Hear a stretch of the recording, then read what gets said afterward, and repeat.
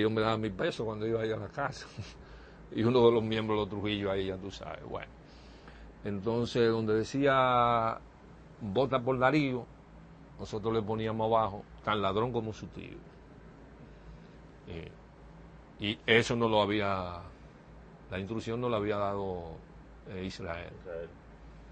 El otro letrero que decía con Darío en el consejo la ciudad brillará como un espejo, le poníamos abajo y nosotros los dominicanos seguiremos de pendejos. Entonces ya tú sabes lo que era poder poner un letrero así tan largo y los otros letreros no era fácil para que la gente no se viera. Oye, me puedo decir mentiroso, nunca nadie nos vio a nosotros.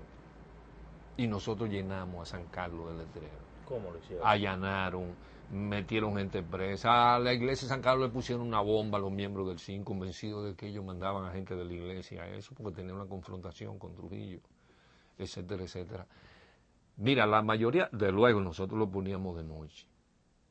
El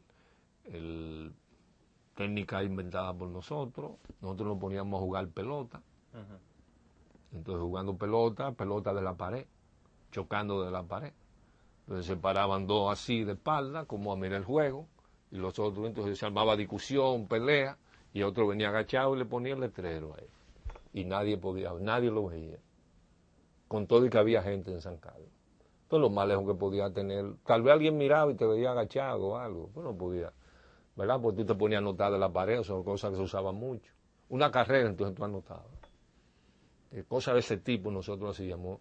Y entonces la pared donde íbamos a poner el letrero nos sentábamos ahí, todos nos sentábamos ahí jugando, un grupo de muchachos jugando. ¿Acuerdas? Yo lo que tenía, estoy hablando de tener 12 o 13 años de edad. Y así en un proceso de un día para otro virtualmente. Yo podría decirte que nosotros tenemos que haber puesto no menos de, que era demasiado, 20 letreros. Con un letrero, ya con 3 letreros estaba pasado. Y le había puesto letrero detrás de la iglesia de San Carlos, en la parte de ahí de atrás. Y nunca se me olvida que ahí lo puso Felipe Loco. El hermana mía no lo ponía por ahí, lo ponía cerca de la casa, se ponía a jugar esos juegos de muchachos, de trucame y cosas. No había absolutamente nadie. Una forma que nosotros usamos también era, nosotros no lo, era raro cuando poníamos letrero corrido. Vamos, si vota por Darío, te ponen corrido tan ladrón como su tío. Nosotros poníamos tan y no íbamos, seguíamos jugando. Era por parte. Cosa, yo no te recuerdo exactamente que él nos dijera que lo hacíamos así, pero yo pienso que era intrusión de él de alguna manera. Invento de muchachos también, porque uno... Eso yo lo recojo en un libro mío de cuentos, se llama Cuentos de Guerra, Cuentos de Paz. Es un cuento que se llama Víctor, de un expreso político que sale de la cárcel en la era de Trujillo, que está poniendo, y yo lo recojo, esos letreros así mismo, Darío, tan ladrón como un citrillo, etcétera, etcétera. Pero fíjate lo que en la era de Trujillo, a pesar de que no importa la edad que tú tuvieras, había una franja muy infantil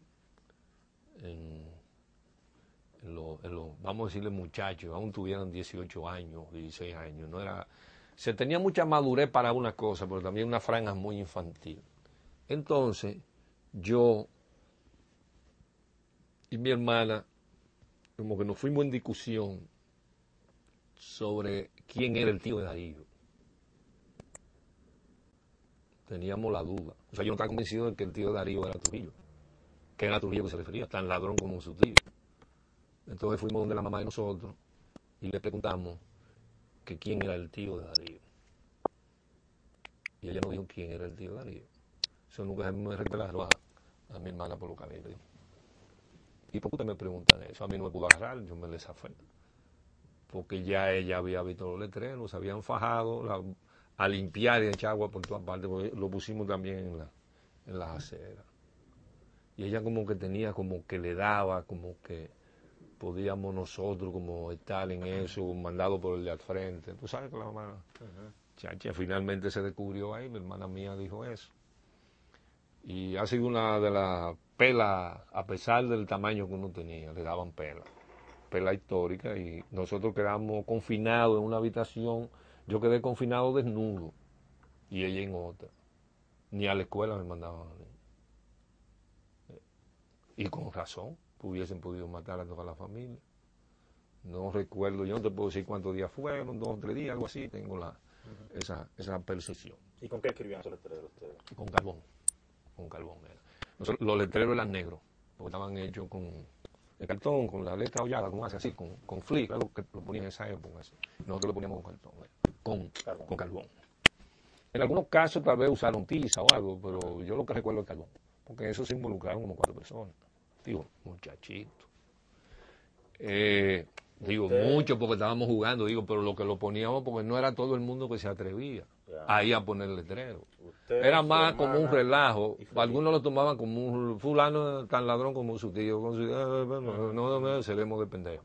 Pero había ya en los muy jovencitos había una conciencia que era transmitida por los propios familiares y por todo lo que había ocurrido. Aquello de decir los nombres de los invasores y decir muertos, muertos, muertos, eso fue un grave error de la tiranía. Eso es algo que yo no lo he visto analizado, es un error grave de comunicación. Eso sembró mucha conciencia. Porque era una declaratoria pública de que la tiranía asesinaba. Cuando vinieron los, como decían, invasores o aludos del 59, que lo cogieron, lo fusilaron, cuando la televisora oficial de la Voz Dominicana decía en la lista, fulano de tal, muerto, muerto, muerto. Eso tuvo un gran impacto en la conciencia de la juventud, etcétera, etcétera, malos rumores. Y por eso ahí en el sector de San Carlos estaba bastante desarrollado.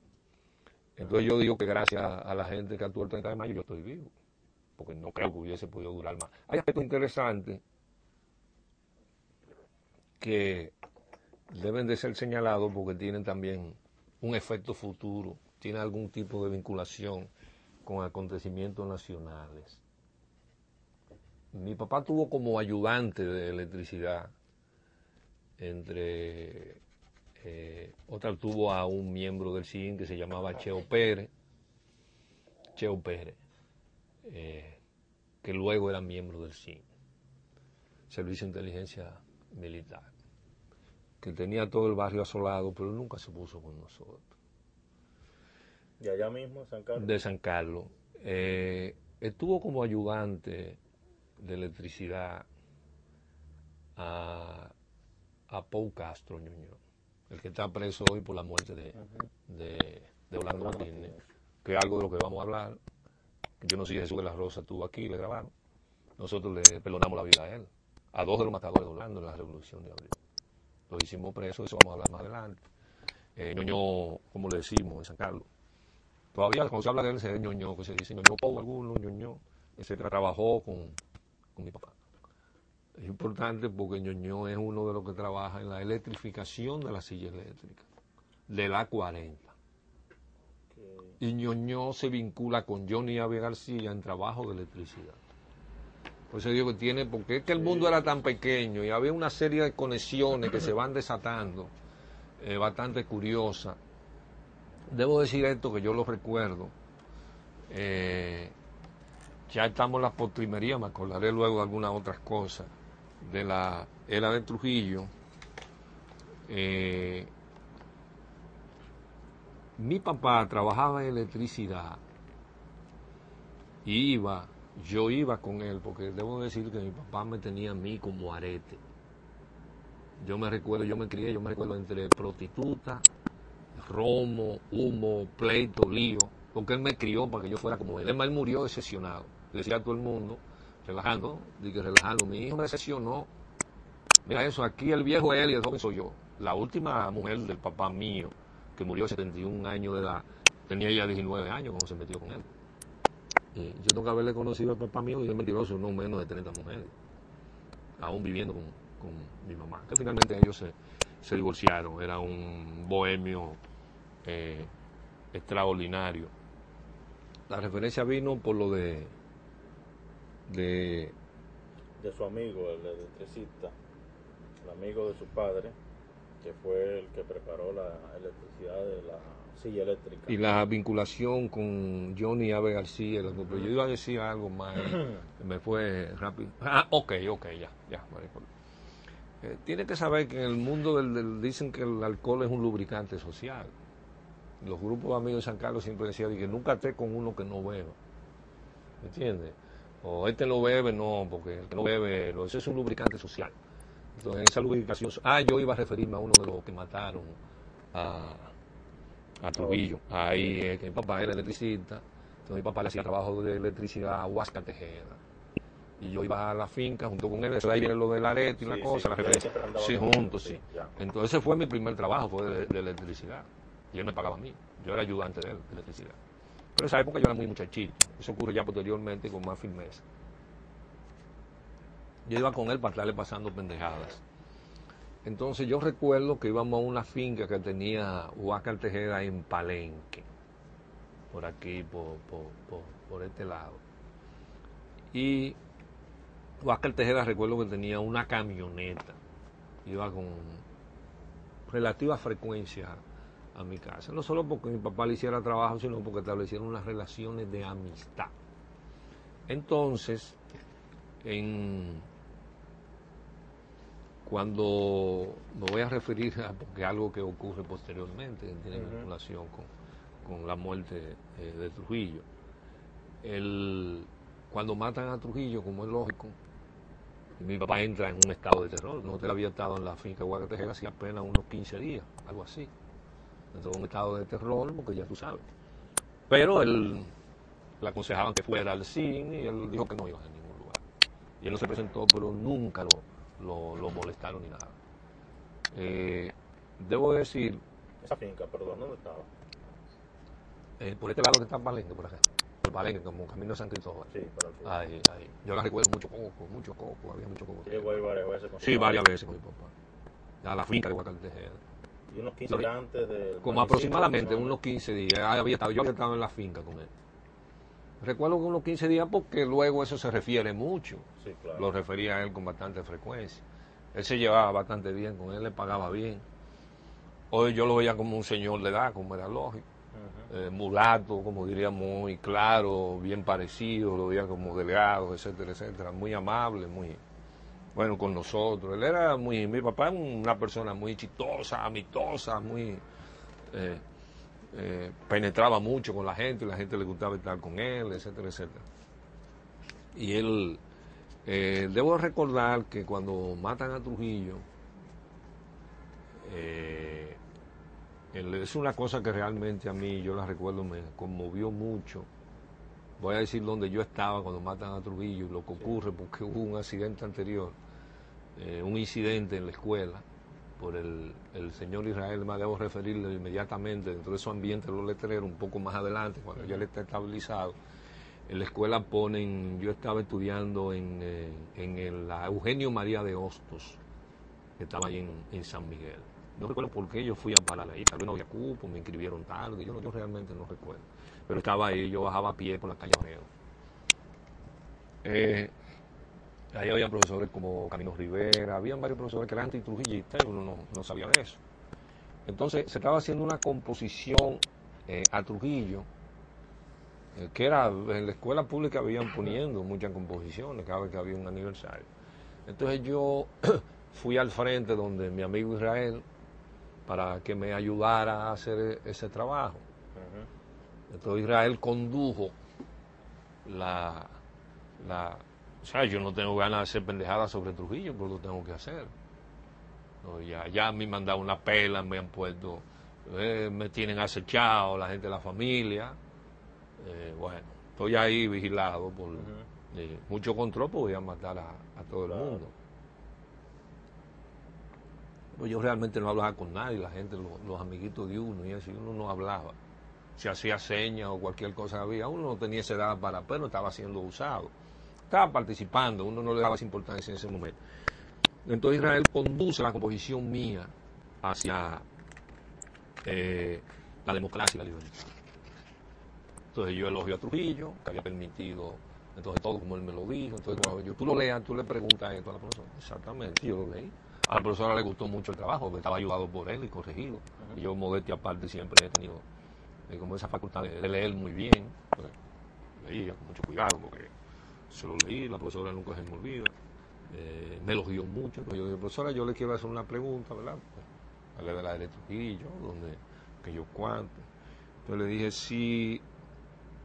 es que si en el país había, ¿verdad?, democracia, pues estaban permitiendo varios partidos, estaba el Movimiento Popular Dominicano, Él estaba ya en el Movimiento Popular Dominicano, etcétera, etcétera. Una apertura que hizo Trujillo. Entonces yo le pregunté que si ella podía decirme a mí por qué, si en el país había libertad. Yo le pregunté a ella. Por mucho tiempo que duró. Ella estaba sentada y ella se levantó. Entonces me dijo que sí, que aquí había libertad. Me dijo, ¿por qué? Pues yo inmediatamente le dije que sí, aquí había libertad y democracia porque solo había habido el gobierno de Trujillo. Yo le pregunté, eso nunca se me olvida a mí. Ella quedó mirándome. Ahora no recuerdo el nombre de ella, en la próxima sesión lo diré. Fijamente, a mí nunca se me olvida eso. No me puede jamás olvidar. Se quedó mirándome así, fija, en silencio. Y me dijo, Collado, usted se siente mal. Y se me comenzó a acercar. Pero tú estás mal, ¿verdad? Tú estás pálido. Y mira, yo comencé a sentirme mal. Tú tienes fiebre. Y se me acercó allá y me puso la mano, pero tú estás muy mal, tú estás muy enfermo, muchacho. Y me cogió. Coge tu libro y mi cosa. Y ya lo de la, o sea, para mí no tenía sentido. Ya yo me sentía mal, pero tú estás muy mal, muy enfermo. Muy mal. Cogió y me llevó a la dirección. Me sentaron en un banco. Siempre recuerdo al director, ella y otro, hablando mucho y me miraban mucho. Fue el director donde mí, era un director que había. Me puso la mano y me dijo, no, este muchacho había que despacharlo, porque yo estaba muy enfermo, muy mal. Entonces me soltaron. Entonces yo llegué allá a mi casa, me sentía, y cuando le expliqué a mi mamá, entonces mi mamá me desnudo en una habitación. Pues se la llevó al vuelo. Poco después, por suerte, matan a Trujillo. Eso tiene que haber sido, oye, muy poco antes de la muerte de Trujillo. Cuando a Trujillo lo matan el 30 de mayo, a Trujillo lo matan un martes. Yo estoy ahí en la escuela. Yo no sé que han matado a Trujillo. Trujillo lo han matado en horas de la noche. Ellos saben ya que han matado a Trujillo. No sé por qué se enteraron tan rápido. Bueno, las escuelas despacharon. Eso es todo el mundo conocido, despacharon. Ordenaron despachar. Ya se sabía de la muerte de Trujillo, ya estaba claro. No lo había anunciado la radio, creo que la radio lo anunció al mediodía, pero ya estaba comunicado. Nunca se me olvida que al aula, la profesora no me estaba dando clase ese día, pero al aula ya fue allá y me sacó del aula. Me llevó a la dirección, ahí habían como 3 o 4 estudiantes. Y nos despacharon, uno por uno. A mí me dejaron de último. Entonces, bueno, yo siempre soy una persona muy preguntona y muy, vamos a decir, creída, discutidor. El chiquito siempre decía que yo iba a ser abogado. Entonces yo le dije que qué era lo que pasaba. Que qué era lo que pasaba. O sea, que porque la palabra no era expulsado que se usaba, yo no recuerdo cuál era. Luego recordaré que por qué tal cosa, o sea, que por qué me expulsaba, que por qué yo tenía que ir. No, váyase. Me decía ella, yo, ¿verdad? Discutidor, ¿verdad? Además, una hermana de Trujillo, tú soy la de Trujillo, tú te sientes, o sea, yo me paré en 2 patas. Entonces, él lo que dijo que uno tenía como una franja tan infantil. El director se acercó donde mí y me dijo, mira muchacho, es que se está acabando el mundo, vete rápido. Y yo también tuve un efecto grandísimo. Me dijo que se está acabando el mundo, date rápido, vete. Me lo dijo con una cosa. ¿Sabes que los profesores, más un director, tiene una autoridad extraordinaria, eso es una cosa? Y yo, oye, nunca se me olvida que yo iba por esa carretera de la Avenida Duarte subiendo para cruzar luego por la Benito hacia el sector del Parque San Carlos, que era la ruta que yo tomaba normalmente. Y yo sentía como si los letreros se fueran a caer. Entonces me ocurrió lo mismo. Cuando llego a mi casa, ya saben que han matado a Trujillo. Y me dice, y le digo que me estaban esperando porque habían despachado la escuela por ahí. Y yo le dije, mami, ¿es verdad que se está acabando el mundo? Y ella me dijo, sí, es verdad. Y me llevó a la habitación y me desnudó. Y me dejó ahí preso, en cuero. Con bastante frecuencia me hacían eso. Me dejaron ahí el día entero, sin ropa, sin nada. Eso duró nada más hasta hora de la noche, porque al otro día entonces se presenta uno de los incidentes más curiosos. Todo el que vivía ahí en la calle del Monte y Tejada y vivía en San Carlos puede dar testimonio de eso que aconteció al otro día, con todo y esa latitud de mi madre. Eso fue un miércoles, y fue un viernes, fue al día siguiente, 2 días siguientes. Mi mamá dice, nunca me olvida eso, eran como las 6 de la tarde, prima noche. Dice, esto se terminó ya. Eso nunca en mi vida se me olvidó. Dijo, esto se terminó ya.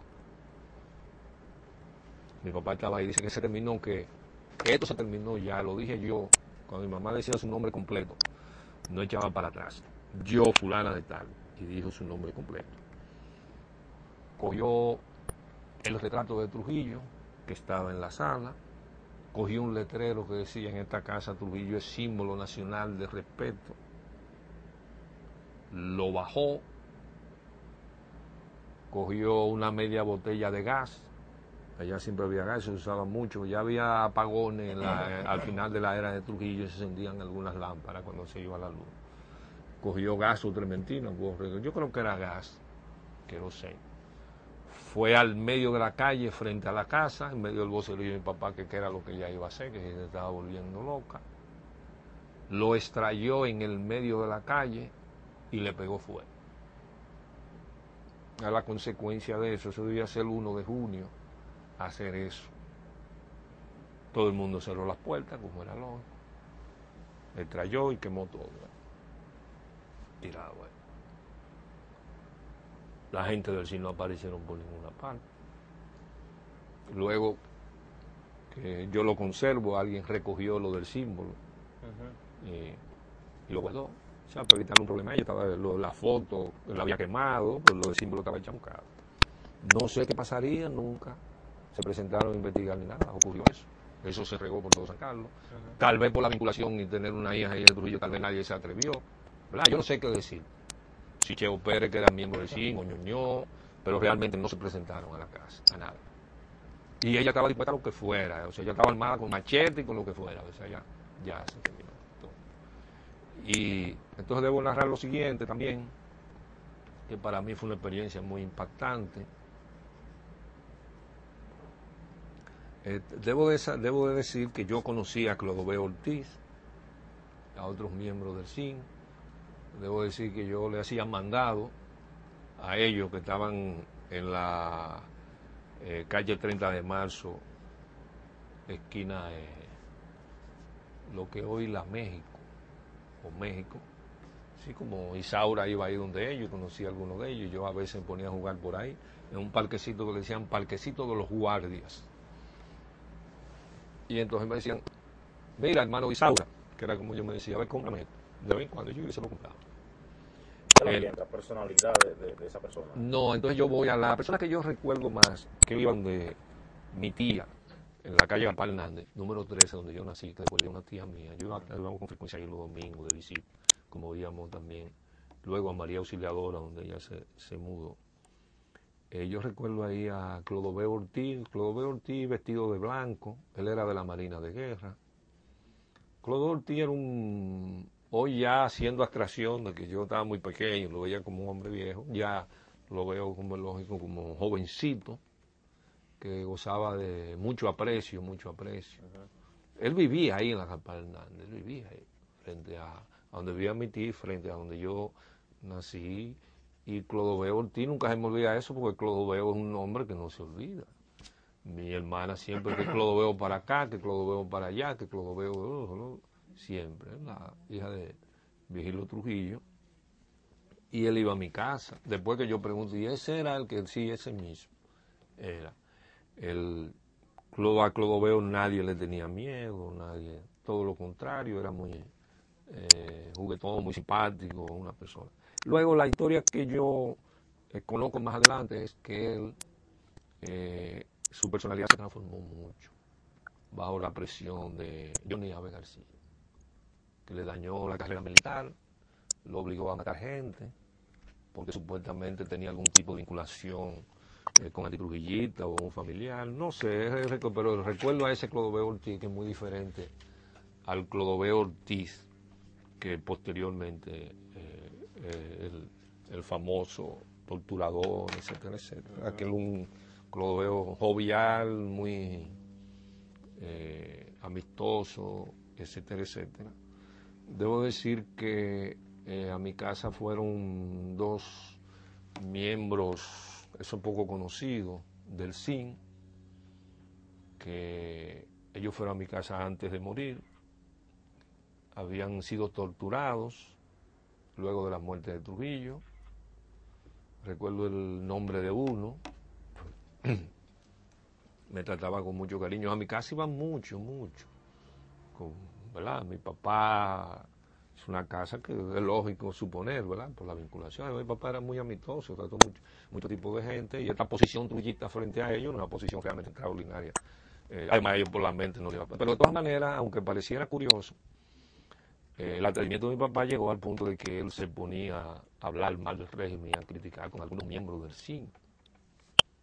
Es lógico y comprensible luego lo que sucede, porque ellos eran familia de uno de los implicados en el complot para matar a Trujillo.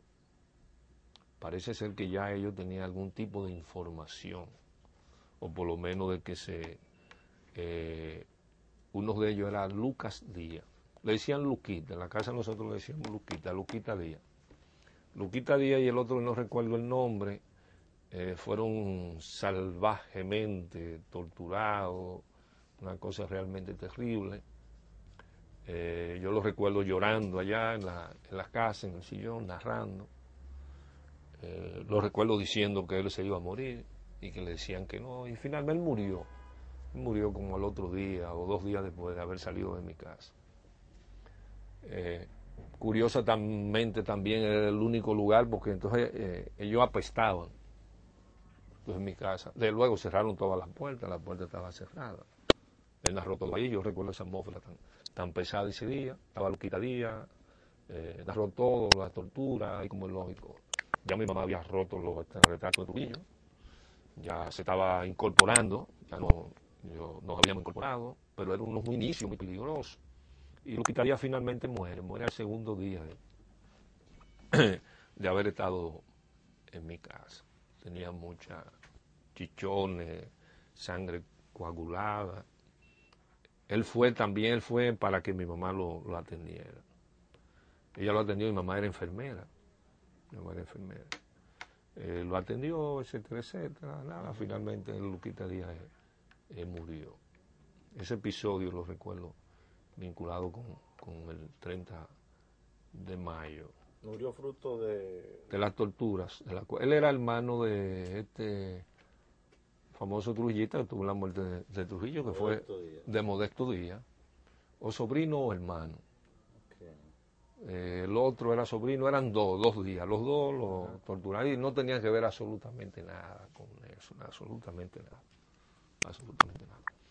Pero ellos tenían una conducta muy pasiva en los últimos tiempos ya de la era de Trujillo. Era gente del CIN, pero que no todos los del CIN eran torturadores. Y tampoco todos eran, es un aspecto bastante curioso. Yo tenía la lista de los miembros del CIN. Se la regalé a Abinader un día que me atacó para que se la diera, que te hubiese traído aquí. La lista completa de los miembros del CIN. Yo le voy a preguntar a Abinader a ver si la tiene todavía. Sí. Y nada, esos son los aspectos. No sé si hay algún otro aspecto dentro del esquema de la era de Trujillo que pueda recordar más adelante. Inmediatamente yo me incorporo al movimiento revolucionario 14 de junio, como es lógico. José, el amigo Israel, que pertenecía ya al movimiento popular dominicano, entonces me narra a todo el mundo las hazañas, los letreros y cosas, que mi mamá tampoco quería porque mataron a personas por esos letreros. Lo llevaron a las 40, lo llevaron preso. De San Carlos. Sí. ¿A quién te recuerdas? Hay uno que yo recuerdo de la 16 de agosto que se desapareció, que era la depresión, que no había vuelto a aparecer. Apellido Feliu. Yo le pregunté a Tony Raful, porque Tony Raful vivió gran parte de su vida en la 16 de agosto. Pues yo lo recordaba en esa casa de 2 pisos donde vivía Tony Raful. Tony Raful me dice que él ni lo recuerda. Pero yo lo recuerdo bien a él. afilió, que desapareció. Cayó preso un doctor, un médico. Te puedo traer el nombre también. Él estaba vinculado al 14 de junio. Luego pusieron la bomba en la iglesia, después con los letreros, etcétera, etcétera. Lo relacionaron directamente. Se lo llevaron a las 40 y él enloqueció. Él estuvo andando por las calles. Yo le voy a preguntar a Campito, que está aquí, que Campito tiene que recordarlo. Campito era muy antitrujillista. Sí. Él estaba fichado por antitrujillista y después por comunista. Yo hablo de Campito en una novela mía, como el último comunista itinerante. Y no recuerdo, me dicen que él terminó suicidándose no hace mucho.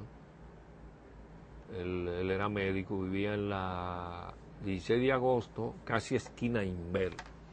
Yo recordaré posteriormente el nombre de él. Lo voy a averiguar porque no me viene realmente. Yo no soy muy cosa con los nombres, sí. Bueno, nosotros nos incorporamos inmediatamente. Yo me incorporé al movimiento revolucionario 14 de junio. Pasé a ser participé virtualmente en las movilizaciones estudiantiles de la época, guardé prisión, fui de los miembros fundadores, no dirigentes, miembros fundadores de la Unión de Estudiantes Revolucionarios. Pasé a estudiar al Liceo Juan Pablo Duarte, comenzaron a producirse las grandes movilizaciones. Recuerdo como el primer gran líder estudiantil a mi amigo que anda por ahí, oh Dios, que me ve a veces en televisión. Bueno, yo estudié en una escuela particular que tenía su mamá. El nombre me viene ahora, porque yo lo tenía en la memoria, lo quería mencionar a él, que me impresionó mucho el liderazgo que él desarrolló. Él era un tipo muy tranquilo. Lo recuerdo, yo iba a una escuela particular de su mamá que estaba en la Salcedo, casi esquina Abreu, León Tebrea.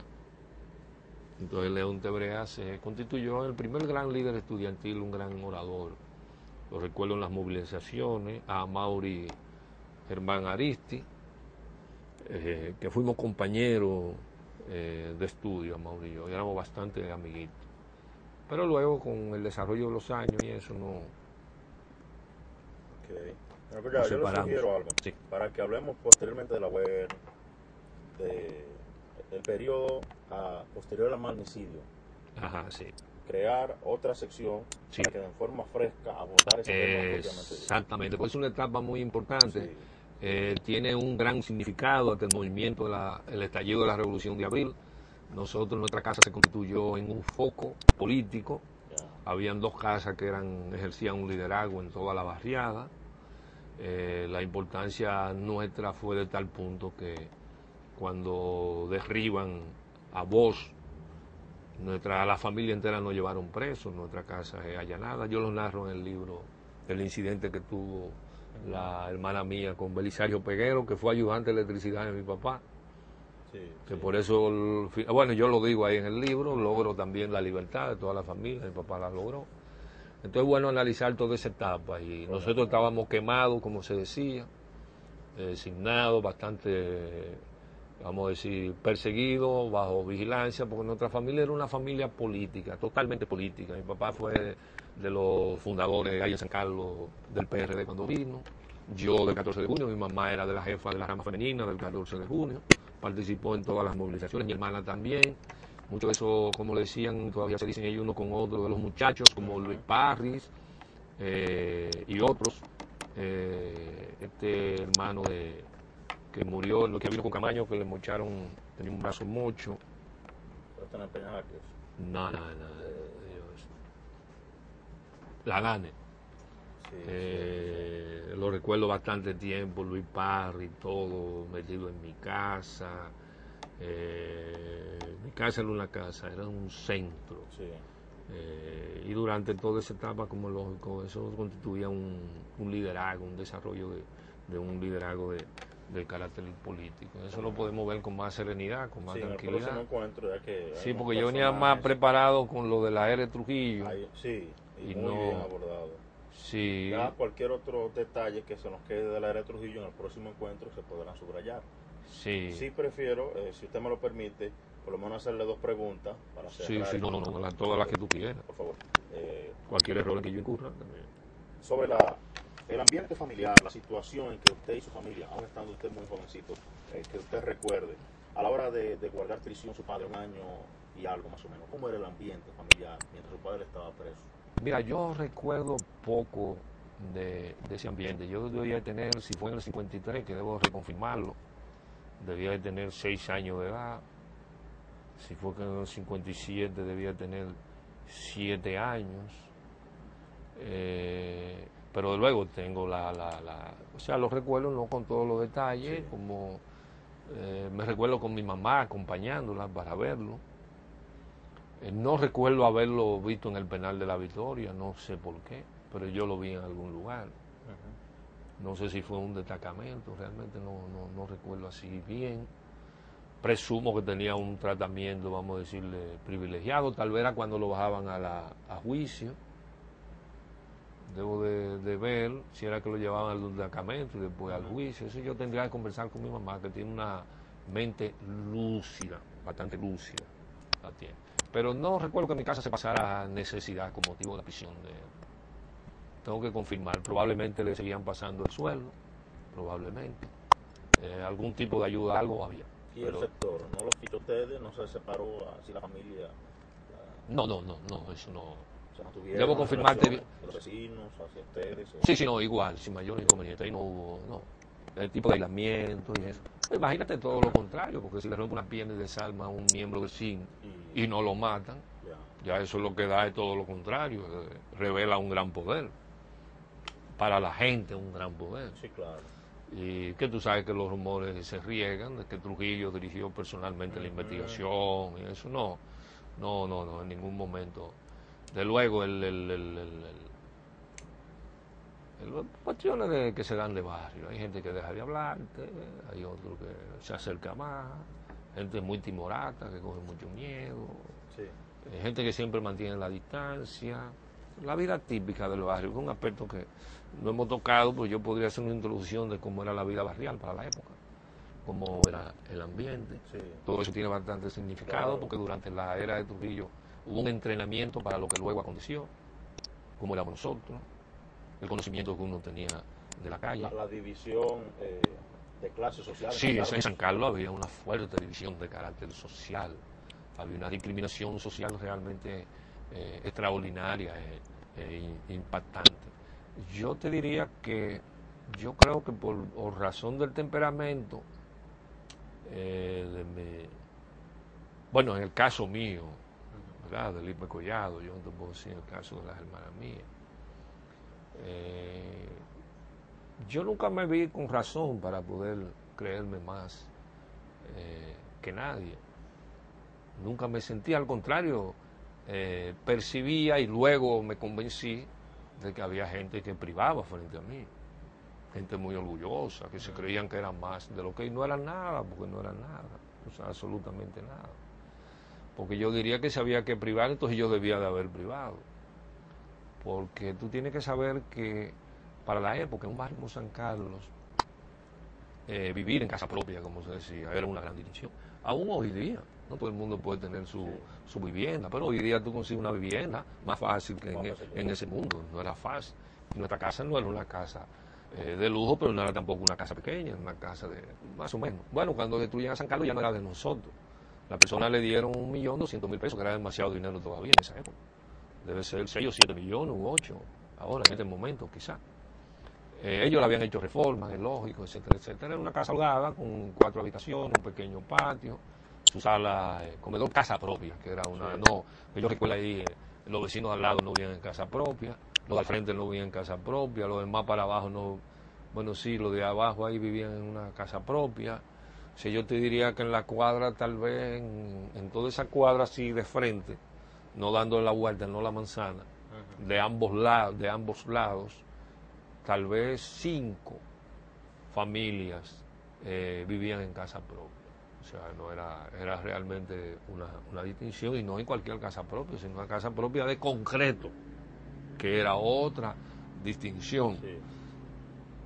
Para la época yo te puedo decir que pude haberme considerado, no, en mi casa no había tampoco esa abundancia de dinero, porque mi papá gastaba mucho dinero en su francachela y su pendejada. Claro. Pero no me faltó, ni me faltó respaldo. Cuando los otros no tenían bicicleta, yo tenía una bicicleta. Yo tenía una bicicleta Philly, de las últimas que vendían, que es una cuestión del caray. Le prestaba la bicicleta a todos los amigos míos. Para jugar béisbol yo tenía mi guante, tenía mi pelota, tenía que también, aunque parezca curioso, no todo el mundo podía tenerlo. Llegué a acumular algún poder con varios tipos de guantes, entonces me daba la base que yo quería, no había juego. Pero cosas de ese tipo, o sea, tenía, no me puedo decir que fuera nadie a considerarme a mí rico ni nada dentro del área del sector, que había tanta gente parejera, y que viéndolo de hoy no tenía mucha razón. Cuando ya aún después de la muerte de Trujillo, tú le notabas la parejería a la gente. Cuando nadie tenía una motocicleta, yo tenía una motocicleta Honda 90, nueva, regalada por mi papá, que era una cosa muy grande. Y cuando no todos podían tener un vehículo, pues yo tenía mi vehículo después de medio uso, después de la muerte de Trujillo, que montaba todo el tigueraje, había montado en el vehículo. O sea, desde ese punto de vista yo no me puedo considerar una persona afortunada, económica y socialmente, pero no me recuerdo muy estrecho. En mi casa he pasado momentos de estrechez, como es lógico, hay momentos que son malos. Tengo que recordar probablemente ese periodo, que fue un periodo fuerte, pues yo recuerdo momentos difíciles de desayunarme, que era también una cuestión algo extendida, y cenar con pan con agua de azúcar, que no es ningún pecado ni es nada, que es muy bueno el pan con mantequilla y mojado en chocolate, pero era agua de azúcar porque no había ninguna otra cosa. Y probablemente es en el periodo de prisión del papá mío, pero no lo vinculo mentalmente a eso. Pues desde el punto de vista social, había un club en el barrio. Yo no te puedo decir que yo fuese discriminado porque yo no tenía edad para pertenecer al club. Mi hermana creo que gozó de una cierta aceptación dentro del ámbito, porque ella era parte de todo ese conjunto, de donde parece que había una aceptación relativa, a ver, desde el punto de vista social. Pero sí recuerdo como acciones, expresiones como de menosprecio, de gente que a uno le da pena, porque ni tenía una formación académica, ni realmente había una especie como de falso orgullo, un invento. Es un aspecto sociológico que habría que verlo al paso. En San Carlos abundaba mucho, mucho. Discriminaba mucho a la gente por el color de la piel. Gente que no debía de hacerlo. En el caso de nuestro papá tenía un lenguaje racista. Le gustaba mucho negrear, pero más un lenguaje, porque el papá andaba con todo tipo de gente. Juan no ningún rubio. Era gente pero tenía esa formación. Le gustaba, eso es muy típico dominicano. Todos mis amigos, era al contrario, yo era bastante curioso algo que he dicho en la televisión, que tiene también un sentido sociológico. Soy un gran estudioso de la sociología dominicana. Yo he dicho, bueno, yo puedo decir que como blanquito fui discriminado por los morenos y por los prietos, porque me crié en la calle. Y yo tuve que coger pecosones y fajarme a la trompa con demasiado moreno por ser blanquito. Porque no querían permitirle, cuando si estábamos en una competencia y yo ganaba, decía, coño, ¿qué es lo que se quiere este blanquito? Por haberle ganado. Entonces tenía que fajarme, coger golpe y dar golpe también.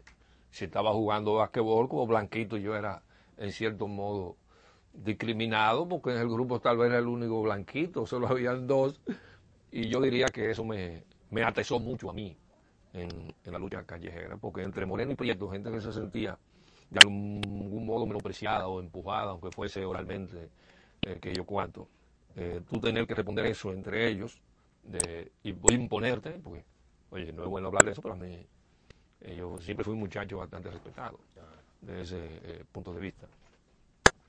Y posteriormente con los acontecimientos que acontecieron. Pero no es por ahí que las participaciones deben de medirse, entiendo yo. Pero sí. Pero sucedió y está ahí. Refleja, claro. Sí.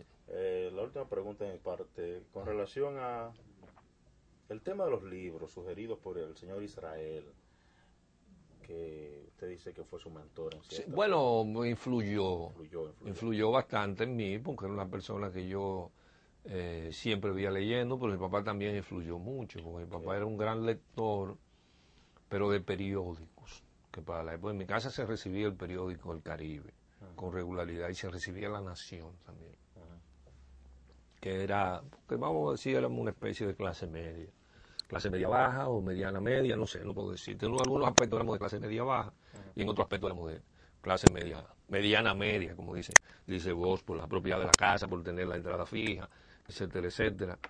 Con papá ser un trabajador pequeño burgués, que aunque trabajo fijo también tenía trabajo independiente, podía desenvolverse en forma independiente.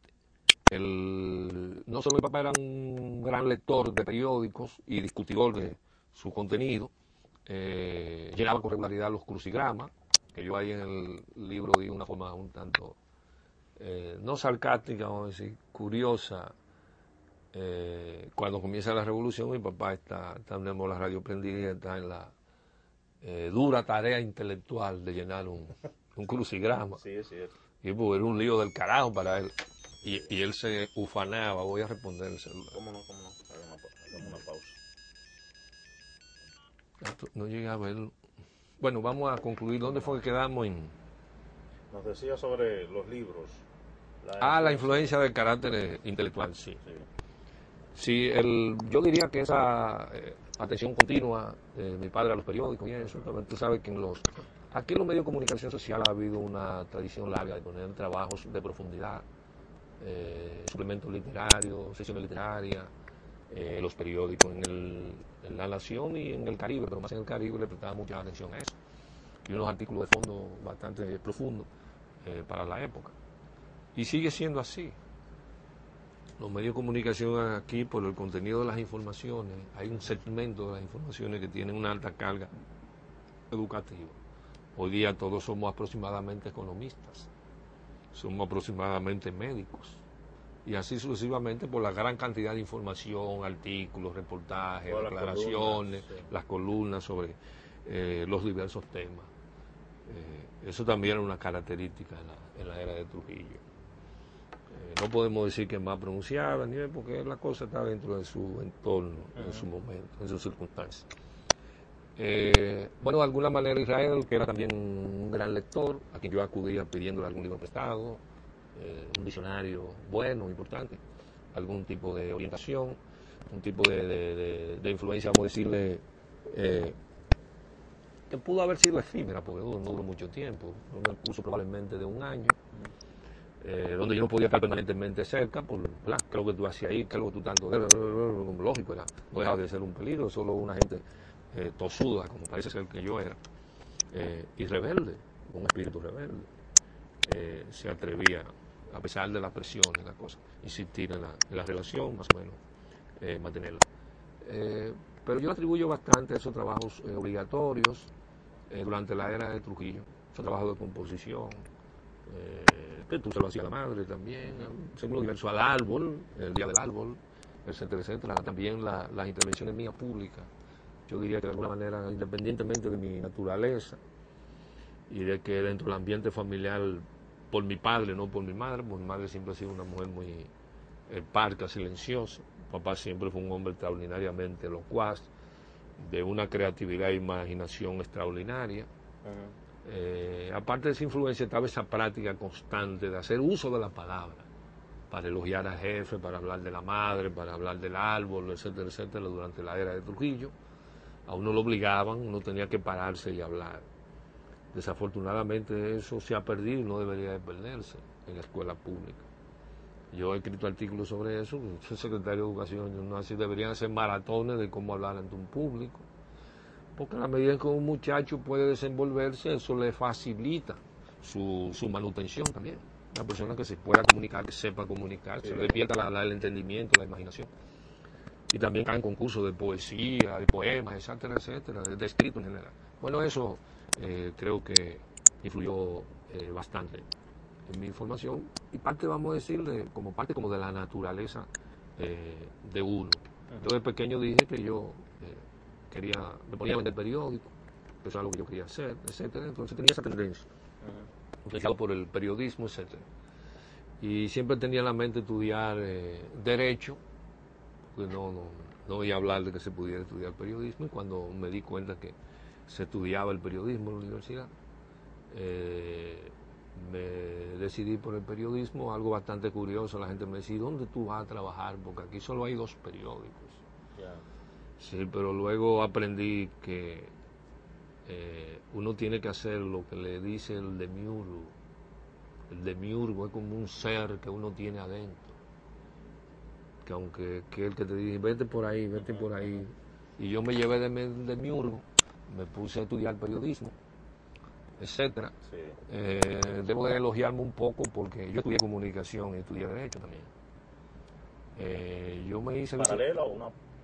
una primero y la otra después. Estudié comunicación primero, yo me gradué, yo terminé los estudios de comunicación en 1967 a los 20 años de edad. Pero después que yo me doy cuenta de eso, pues yo nunca reparé en que hacerse licenciado a los 20 años de edad podía ser yo te diría que una proeza, porque la hoy se es más fácil que en esas épocas. Y yo un día revisando, yo dije, pero mira, yo terminé a los 20 años. Yo digo que una proeza, y debo elogiarme un poco porque una persona criado con esa tendencia a permanecer más en la calle que en la casa.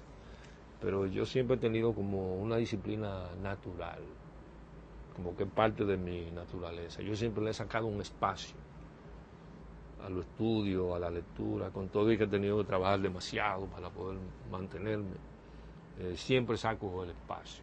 Antes de venir aquí me levanté temprano y estuve como 1 hora trabajando en el libro sobre Radio Caribe, la era de Trujillo. Lo que hay que saber es segmentar la cosa. Y es todo también un gran sacrificio, ¿no? Amanecer estudiando, pasar horas de las noches, estar parrendeando a las 2 de la mañana y levantarse a las 5. Pero, debo darle, yo sé si gracias a Papá Dios o a quien que yo siempre he gozado de lo que yo la denomino, por un lado, memoria oportuna. Es una expresión acuñada por mí, memoria oportuna. Yo me creo ser dueño de una gran memoria oportuna, que es recordar el dato en el momento preciso, en el momento necesario, y también de una especie de memoria relámpago. O sea, yo casi llegó un momento en que yo me aprendí a mí mismo y me di cuenta que yo, sinceramente, dije, vamos a lavarme un poco, te dije.